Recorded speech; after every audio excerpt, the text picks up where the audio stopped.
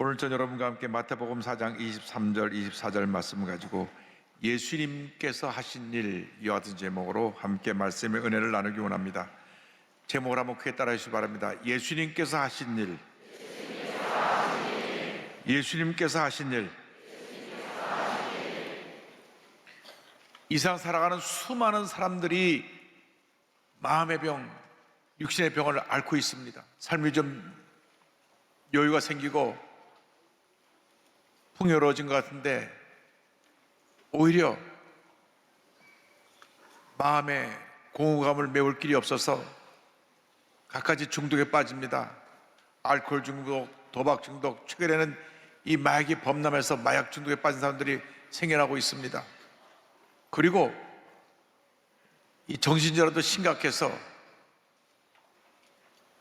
질병관리청 조사에 따르면 우울증 환자가 계속 증가하고 있는데 2017년도 69만 1164명이었던 것이 2021년 93만 3481명으로 35.1%가 증가했는데 연평균 7.8%씩 증가했고 총 진료비도 2017년 3,038억 원에서 2021년 5,271억 원으로 73.5% 연평균 14.8%가 늘어났습니다.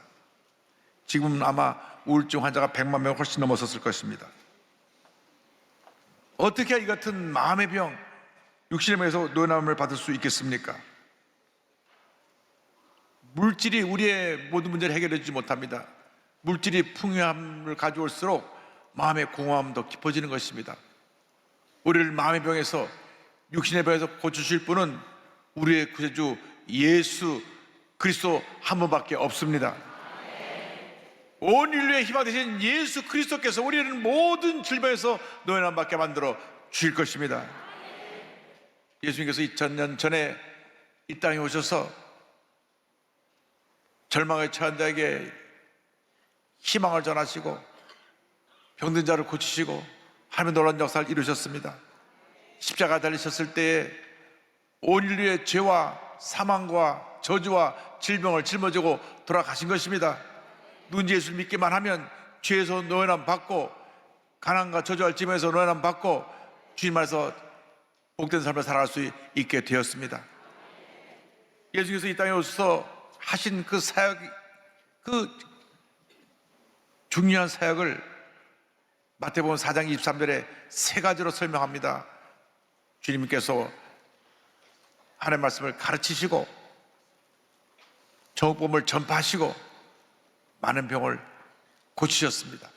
먼저 하나님의 말씀을 가르치심에 대해서 함께 생각해 보기 원합니다. 마태복음 4장 23절입니다. 예수께서 온 갈릴리에 두루다니사 그들의 회당에서 가르치시며 천국복음을 전파하시며 백성 중에 모든 병과 모든 약한 것을 고치시니. 예수님께서는 이 땅에서 말씀을 가르친 일에 힘쓰셨습니다. 만물의 영장인 우리 사람은 평생 배워야 되는 것입니다. 배우지 않으면 우리는 이 경쟁사에서 살아남을 수가 없습니다. 사람이 죽을 때까지 손에서 책을 놓지 말라고 하는 말이 있습니다. 끊임없이 배워야 합니다. 우리 육체가 어린 아이로부터 점점 장성한 어른이기까지 자라나는 것처럼 우리의 마음 세계도 지식을 점점 쌓아놔서 자라나야 되는 것입니다. 예수 믿고 나서 우리가 영적으로 날마다 더 건강하게 더 성숙해 나가는 우리 모두가 되어야 되는 것입니다. 예수께서 오셔서 많은 무리들 앞에서 말씀을 가르치기도 하시고 때로는 예수님의 제자들 앞에서 가르치기도 하셨습니다. 공생의 초기에 많은 사람들 앞에서 갈릴리 언덕에서 가르친 말씀을 산상수훈이라고 합니다. 마태복음 5장, 6장, 7장에 그 말씀이 나와 있습니다. 예수님 말씀이 얼마나 권세가 있었던지 당시 유대교의 율법 선생님들이 깜짝 놀랐습니다. 왜냐하면 자기들이 가르치는 그런 가르침과는 달리 주의 말씀에 권세와 능력이 있었기 때문입니다.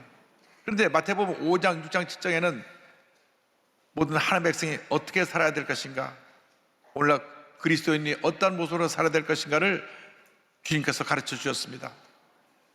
특별히 너희는 세상의 소금과 빛이라고 말씀하셨습니다. 마태복음 5장 13절 14절입니다. 너희는 세상의 소금이니 소금이 만일 그 맛을 잃으면 무엇으로 짜게 하리요? 후에는 아무 쓸데없어 다만 밖에 버려져 사람에게 밟힐 뿐이니라. 너희는 세상의 빛이라 산 위에 있는 동네가 숨겨지지 못할 것이요.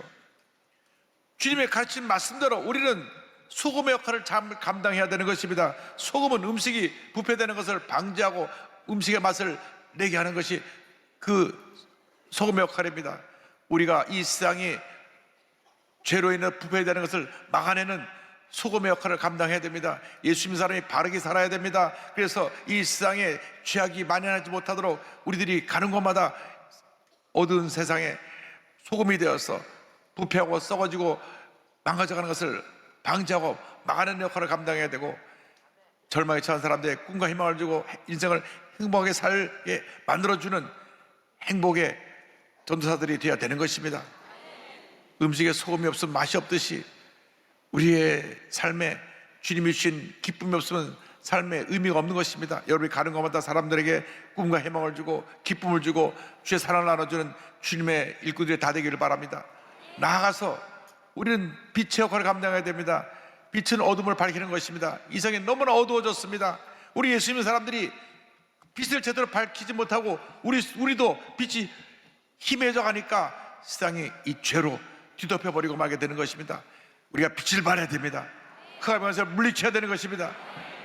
절망에 처한 사람에게 희망을 주고 상처 입은 사람을 위로해주고 저들에게 용기를 주며 저들을 살려내는 역할을 우리가 감당해야 되는 것입니다.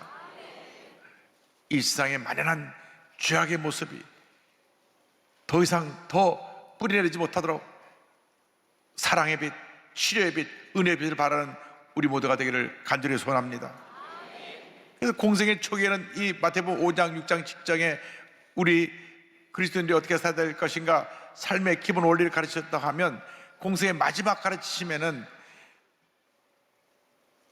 예수님의 제자들을 모아놓고 예수님의 제자들, 예수님의 일꾼들이 어떤 삶을 살아야 될 것인가를 가르쳐 주셨습니다. 다락방 강화라고 하는데, 십자가 달리시 전날 밤 다락방에서 12명의 제자들을 놓고 전하신 말씀이 요한복음 14장, 15장, 16장에 나옵니다. 여기서 예수님께서 이제 본인이 천국을 가서 다시 우리를 곳으로 데려가실 것을 말씀하시면서 예수님의 사역을 계속 계승해 나아갈 자로서 우리에게 성령을 보내준다고 말씀하셨습니다. 요한복음 14장 16절입니다. 내가 아버지께 구하겠으니 그가 또 다른 보혜사를 너에게 주사 영원토록 너희와 함께 있게 하리니.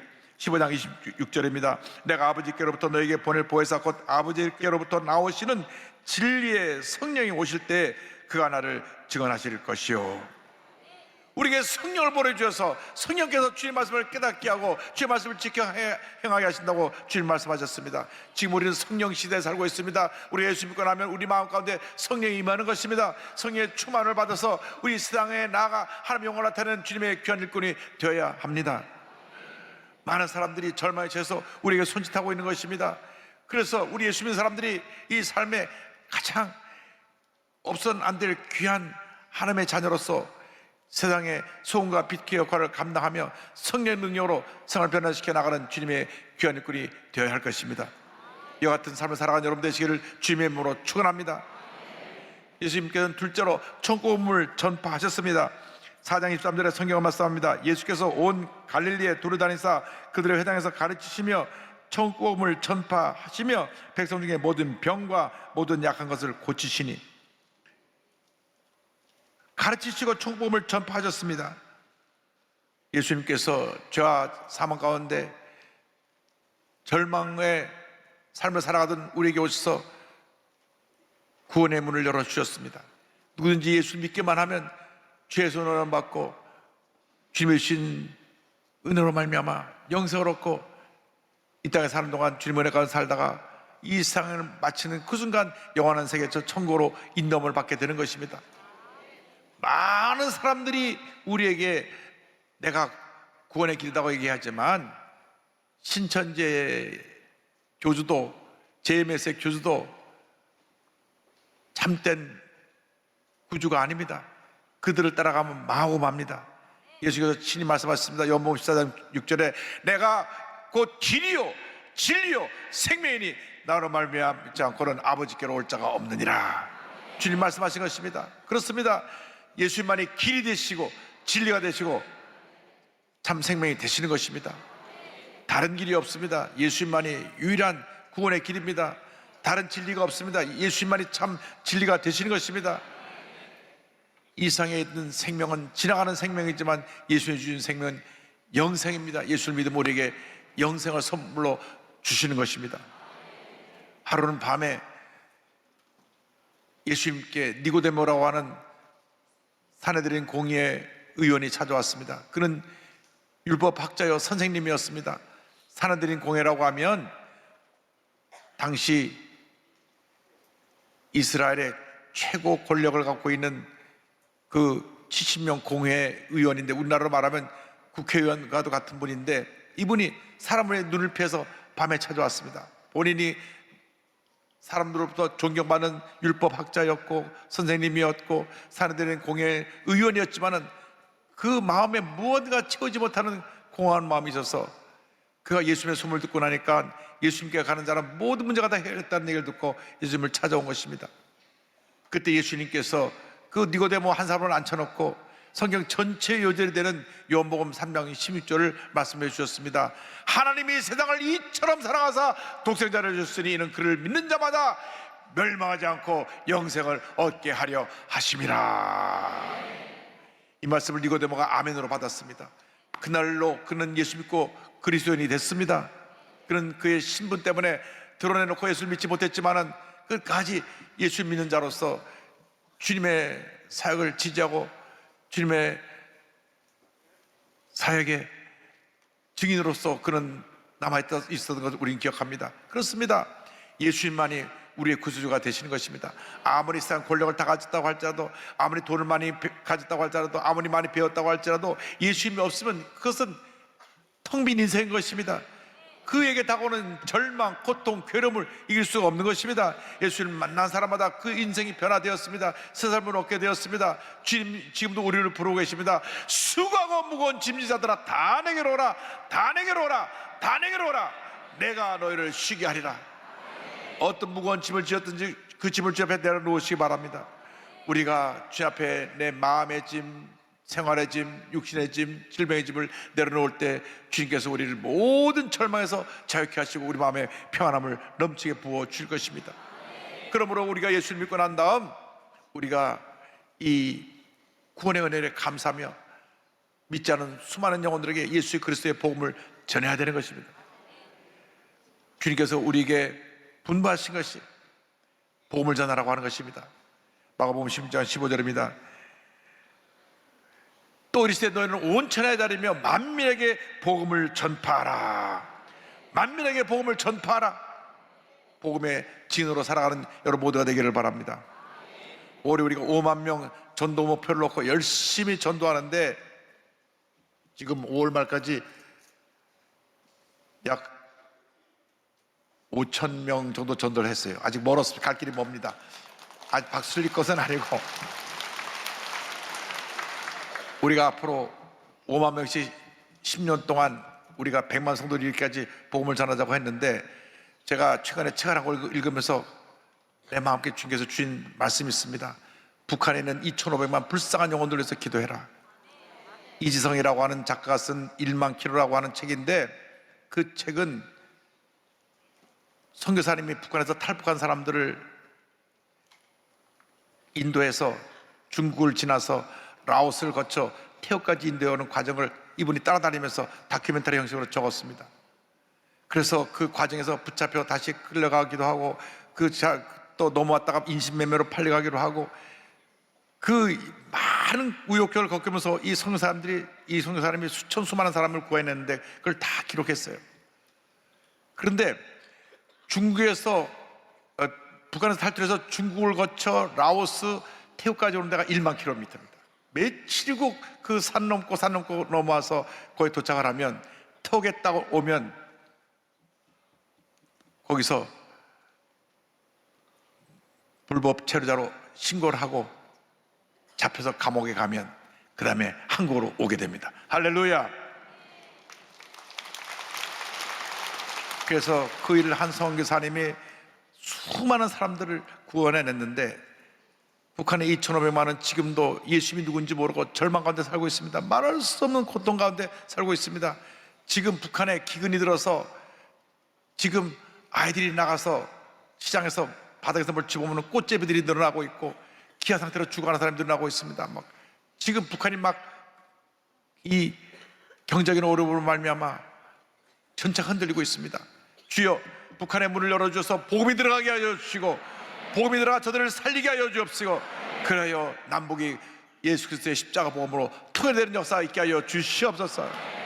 어떠한 힘으로 능력으로 되지 않습니다. 오직 예수 그리스도의 복음만이 북한을 살리고 북한을 변화시키고 남과 북을 하나 되게 만드는 놀라운 기적을 가져오게 될 것입니다.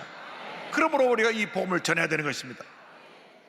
나가서 셋째로 예수님은 모든 병과 약한 것을 고치셨습니다. 마태복음 4장 23절입니다. 예수께서 온 갈릴리에 두루다니사 그들의 회당에서 가르치시며 천국복음을 전파하시며 백성 중에 모든 병과 모든 약한 것을 고치시니, 예수님께서 공생하신 사역 가운데 3분의 2가 병을 고치시는 일이었습니다. 많은 병자들이 예수님께 몰려왔는데 한 사람도 예의 없이 예수님 만난 사람이 다 병을 고침받았습니다. 마음의 병을 고침받고 육신의 병을 고침받고 건강한 몸이 되어서 저들이 돌아갔습니다. 예수님께서 병을 고친다는 소문이 퍼지자 수많은 사람들이 몰려왔습니다. 마태복음 4장 24절은 설명합니다. 그의 소문이 온 수리아에 퍼진지라 사람들이 모든 앓는 자, 곧 각종 병에 걸려서 고통당하는 자, 귀 들린 자, 간절한 자, 중풍자들을 데려오니 그들을 고치시더라. 그들을 고치시더라. 그들을 고치시더라. 할렐루야. 하루는 한센병 환자가 예수님 앞에 찾아 나왔습니다. 당시 한센병, 나병 환자들은 치료받을 수 없는 병이기 때문에 격리되어 살아야 됐습니다. 그래서 사람 근처에 오지 못합니다. 만약에 사람들이 모르고 근처에 나가면 나는 부정하다, 부정하다 외쳐야 했습니다. 만약 그들이 사람들인데 나타나면 돌을 던져서 그가 돌에 맞아 죽을 수도 있는 그런 위험에 처하게 됐는데 그는 죽음을 무릅쓰고 자기의 병을 고침받기 위해서 예수님께 나왔던 것입니다. 그때 예수께서 그에게 손을 대어 안수하시고 병을 고쳐주셨습니다. 마태복음 8장 3절입니다. 예수께서 손을 내밀어 그에게 대시며 이르시되 내가 원하노니 깨끗함을 받으라 하시니 즉시 그의 나병이 깨끗하여 진제라. 할렐루야. 나병에서 노임을 받은 것입니다. 날 때부터 맹인이 되어 평생 거주로 밖에 살 수 없던 불쌍한 영혼들이 주 앞에 나와서 눈을 뜨게 해달라고 외쳤습니다. 마태복음 9장 27절입니다. 예수께서 거기에서 떠나가실 때 두 맹인이 따라오며 소리질러 이르되 다윗의 자손이여 우리를 불쌍히 여기소서 하더니 예수께서 저를 불쌍히 여시고 가서 손을 대어 안수하시고 말씀하셨습니다. 내 믿음대로 될지어다. 그때 그들의 눈이 뜨게 된 것입니다. 주님이 우리를 불쌍히 보시면 기적은 일어나는 것입니다. 문제 해결되는 것입니다. 사람을 찾아다니지 말고 예수님 앞에 나와서 주님 나를 불쌍히 여겨 주시옵소서 기다리는 여러분 되기를 바랍니다. 여러분의 개인의 문제, 가정 문제, 생활의 문제 모든 문제를 주님이 해결해 주시고 마음의 병, 육신의 병을 주님이 다 치료해 주실 것입니다. 주님이 우리를 불쌍히 보시면 모든 문제가 해결됩니다. 어린 딸을 잃고 눈물 흘리는 회당장 야이로의 딸을 예수님이 살리시고 또 일찍이 남편을 여의고 아들 하나 의지하고 살고 있었던 그 아들이 죽은 나혜성 과부 그 아들도 살려주시고 예수님이 마르다 마리아의 오라버니 나사로도 살려주셨습니다. 모든 병자를 고치셨을 뿐 아니라 사랑하는 가족을 잃고 눈물 흘리는 그들의 자녀들을 살려주신 것입니다. 주님은 살리시는 분이십니다. 치유하는 분이십니다. 예수님은 우리들이 가는 곳마다 사람을 살려야 되는 것입니다. 사람을 치료해야 되는 것입니다. 생활을 변화시켜야 되는 것입니다. 예수께서는 언제나 오래나 영원토록 동일하십니다. 그 예수님을 우리가 믿고 만날 때 하나님의 은혜가 임합니다. 예수님이 땅에 오셔서 우리의 질병을 짊어지고 돌아가신 것입니다. 예수님 오시기 700년 전에 이사야 선자가 이사야서 53장 5절에 이와 같이 예언했습니다. 그가 찔림은 우리의 허물 때문이요 그가 상함은 우리의 죄악 때문이라. 그가 징계를 받음으로 우리는 평안을 누리고 그가 채찍에 맞음으로 우리는 나음을 받았도다. 할렐루야. 교회는 병원입니다. 교회에 나오는 모든 사람이 마음의 병도 치료받고 육신의 병도 치료받아야 되는 것입니다. 교회에서 병 고치는 것이 사라지면 교회는 그 문을 닫아야 되는 것입니다. 왜? 교회가 병원인데 병원에서 병을 못 고치면 우리가 갈 데 곳이 없는 것입니다. 세상의 병원들이 육신의 병을 고친다고 하지만 못 고치는 병이 얼마나 많은지 모릅니다. 불치병이 얼마나 많은지, 또 의사가 병명도 모르는 희귀병들이 요즘 너무나 많이 있습니다. 며칠 전에 제가 영락교회 이문성 목사님하고 아침 식사를 같이 나누면서 얘기 나누는 시간이 있었는데, 왜 그 미팅을 가졌냐면, 이 언더우드 선교사님 아드님 되는 부인이 세상을 떠났는데, 죽기 전에 나는 꼭 내 남편에 같이 묻어달라고 하는 유언을 해서 그 6월에 한국에 왔습니다. 근데 6월에 한국에 왔는데 그것을 양화진에 묻어야 되는데 그 절차상 여러 가지 좀 어려움이 있어갖고 좀 우리 교회 지도자들이 좀 도와줘서 그곳에 묻히게 해달라 그래서 연세대학교 총장님하고 모여서 미팅을 했습니다. 근데 이문성 목사님 그날 갑자기 간증을 하시는 거예요. 제가 어릴 때 희귀병에 걸렸습니다. 목이 돌아가고 몸이 마비가 됐는데 병원에서 병명도 모르고 저는 평생 그렇게 이렇게 몸이 마비돼가지고 그렇게 환자로 지낼 수밖에 없었던 상태입니다. 약도 없고 치료도 되지 아니하고. 그런데 서대문에 순복교회 가면 병을 고친다는 얘기를 듣고 제가 수요일날 저녁에 그 예배 참석했습니다. 그런데 조영기 목사님께서 설교를 다 마치고 신유기도 시간에 오늘 이 자리에 희귀병으로 몸이 마비돼서 온 사람 고침을 받았습니다. 근데 본인이 저거 4개다 하고 아멘하고 일어났답니다. 할렐루야. 아멘하고 일어나서 보니까 자기 혼자밖에 안 일어났더래요. 근데 그날 그 순간 그의 병이 고침받았습니다. 할렐루야. 지금까지 저를 여러 차례 봤는데 왜 지금도 와서 그 얘기를 하시는지 모르겠어요. 그리고 지금 영락교회 담임 목사님 되셔서 목회를 잘하고 계십니다. 저렇게 훌륭한 목사님으로 그때 저게 소년 지금으로부터 약 7, 8년 전에 치료받은 얘기를, 간증한 얘기를 듣고 제가 큰 은혜 받았습니다. 주님은 살아계십니다. 주님은 변함이 없습니다. 예수께서는 어제나 오늘이나 영원토록 동일하신 것입니다. 문제는 우리의 믿음입니다. 예수님은 변함이 없는데 우리의 믿음이 약해진 것입니다. 예수님 당시 옷자락에 손만 대도 병이 고침받았습니다. 믿고 나와서 내가 믿습니다 할 때 모든 병에서 노연함을 받았던 것입니다. 중요한 것은 예수님은 불가능이 없으시고 예수님 치료자가 되시고 전지하신 하나님이 되신다고 하는 것입니다. 예수를 믿고 나갈 때 하나님의 은혜가 임합니다. 그래서 예수님이 우리에게 임하면 우리가 예수님 안에서 영원히 살 때까지 범사가 다니며 강건하게 되는 요한 3서 2절의 축복이 임하게 될 것입니다. 사랑하는 자여 내 영혼이 잘됨 같이 내가 범사에 잘되며 강건하기를 내가 간구하노라. 이 축복이 여러분 모두에게 마시기를 주님으로 축원합니다. 전국에서 예배를 드리든지 여러분이 어떤 중독에 빠졌다면 예수를 믿고 벗어나시기 바랍니다. 알코올 중독에서, 마약 중독에서, 도박 중독에서, 게임 중독에서 어떤 중독에 빠진지 벗어나시길 바랍니다. 주님 안에서 참된 자유함을 얻어서 하나님 영광에 살아가는 여러분 모두가 되길 바랍니다. 주님이 살아계십니다. 지금도 사랑으로 우리를 돌보고 계신 것입니다. 여러분, 내가 살아있는 것이 그것이 은혜고 그것이 감사할 것이고 그것이 나의 존재의 이유인 것입니다. 여러분, 살아있는 동안 주님의 은혜를 감사하며 찬양하며 하나님 영광에 살아가는 여러분 모두가 되시기를 주님의 이름으로 축원합니다. 축원합니다. 축원합니다.